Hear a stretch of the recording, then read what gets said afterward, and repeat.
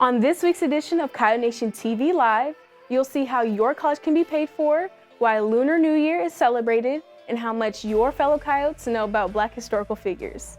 Today is Thursday, February 11th, 2021, and Coyote Nation TV Live starts now.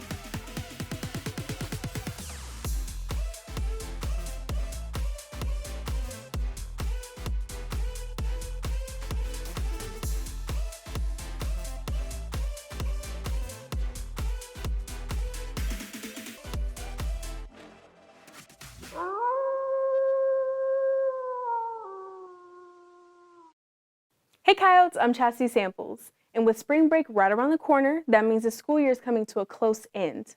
Once school's out, for many seniors, the next step is going to college. Figuring out which college to go to is stressful as it is. On top of that, you have to figure out how it's going to be paid for. CNTV's Suman Alavade lets us know how the military can help you pay for your college.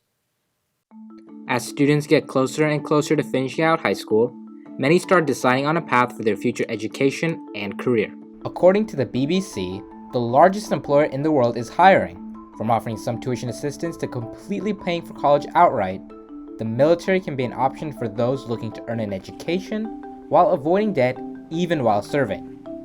For Heritage Student Resource Officer Jeremy Petty, the Navy was key to launching his career in law enforcement. So one of the common misconceptions about the military is that you join the military, you do your time, and you go to college after. But I got an associate's degree in criminal justice, a bachelor's degree in business and finance while I was on active duty. And then when I was off active duty, I got my master's degree in it, and the GI Bill paid for all of that. According to the U.S. Department of Veterans Affairs, in 2018, over 650,000 veterans used military benefits to pursue a higher education. Out of that, 75% were enrolled as full-time students.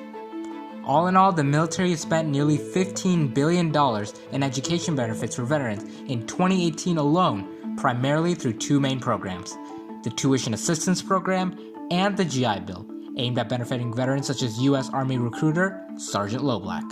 So tuition assistance is what we use on active duty while we're in. So right now, myself and every recruiter in here, or every soldier who's on active duty, you're entitled to tuition assistance.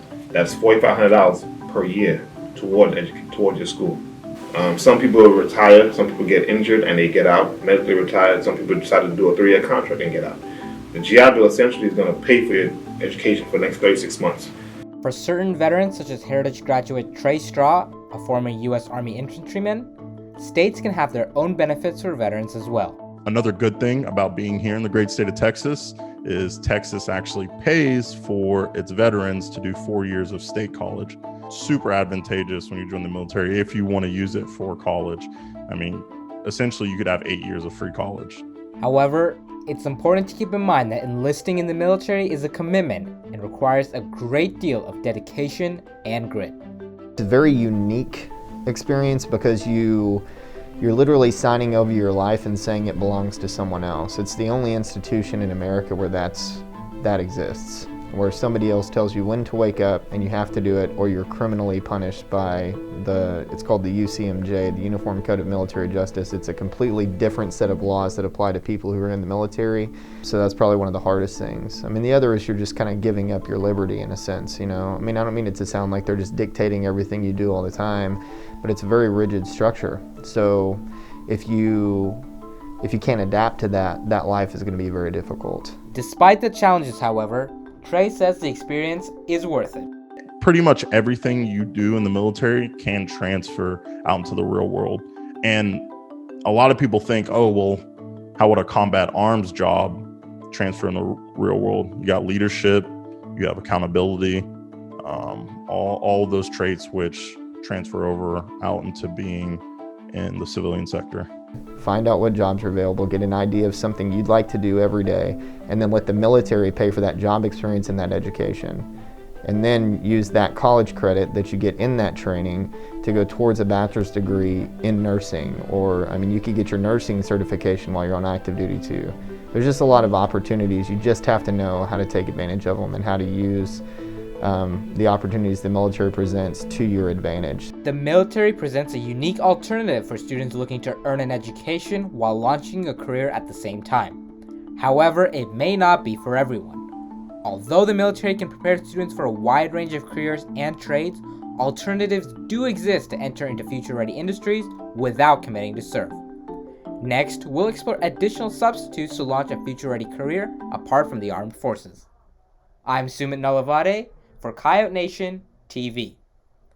Tomorrow marks the start of a new holiday. And no, it's not Valentine's Day. It's actually a very big part of Asian culture. It helps them start off the new year. Scene TV's Allison Rose enlightens us on what this holiday is and how it's celebrated.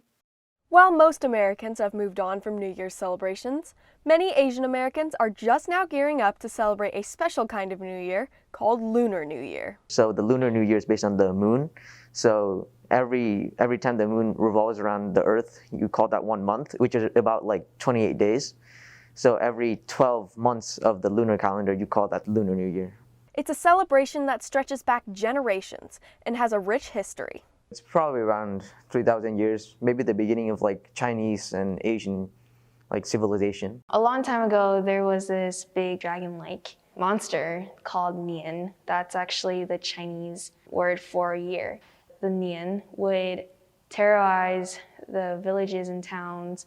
Someone found out that the monster hated bright colors, especially red, and hated loud noises.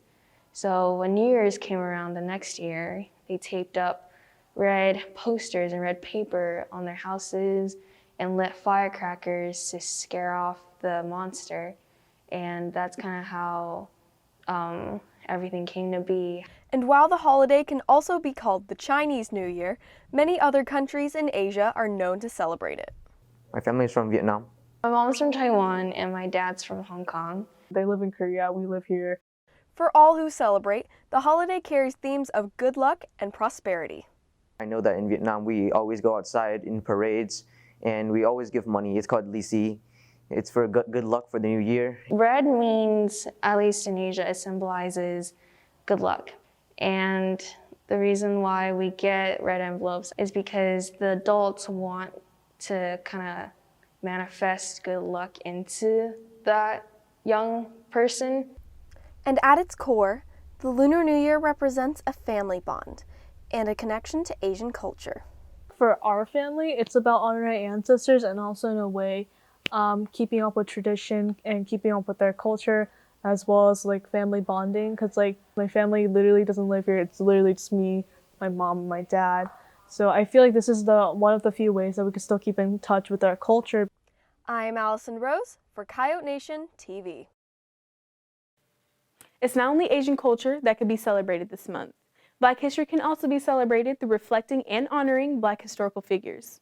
In this next reflective video, you'll hear from some of our coyotes and why they feel Black history is so important. The leader that I look up to is Angela Davis. She is a queer socialist activist, and she is also a professor. And she speaks on Black liberation, Black feminism. She speaks on mass incarceration. I think she is a great leader to look up to. Harriet Tubman, she was a great benefactor because she freed slaves strategically without any knowledge. So growing up, my role model was Madam C.J. Walker because she was the first self-made Black female millionaire, and to me, I was obsessed with my hair, and she made her whole entire empire off of hair products. And to me, that was a huge deal, especially growing up as a girl and having your mom do your hair all the time, and then finally being able to do your own hair and experimenting and becoming who you are. I feel like my hair expresses a lot about who I am, and that this woman just made an entire empire off of just hair. And that just really gave me the confidence to feel like I could do whatever I want and be whoever I want. One person that I looked up to, even though it's like really simple and really, everyone probably uses this as their answer, is Martin Luther King Jr. Because even though we learn about it in history lessons, what he's done for us and how he has progressed us as Black people, he always spoke his mind, and his speeches were really great and always really memorable. And that has made me, think a lot about my speeches. Like, it's really helped me with my speeches. It has helped me with, like speaking my mind and, like kind of telling people people about his history because, you know, he's really important and he's one of the figures that have like been known in history and has like progressed us through Black History Month. On Tuesday, in the spirit of Valentine's Day, we asked y'all what y'all thought the worst and most cheesiest rom-coms were. Here's what y'all said. Kissing Booth 1 and 2. 50 First Dates featuring Drew Barrymore and Adam Sandler. What Happens in Vegas. And pretty much anything made from Hallmark. I have to say those are all pretty cheesy, but I'm pretty sure you can find them on Netflix or Hulu if you feel like binge watching some cheesy rom-coms over the Valentine's Day weekend. Well, that's all I have for you today, Coyotes. Make sure to follow us on Instagram at Heritage Student Media and on Twitter at Coyote Nation TV. I'm Chassis Samples, and you stay classy, Coyotes.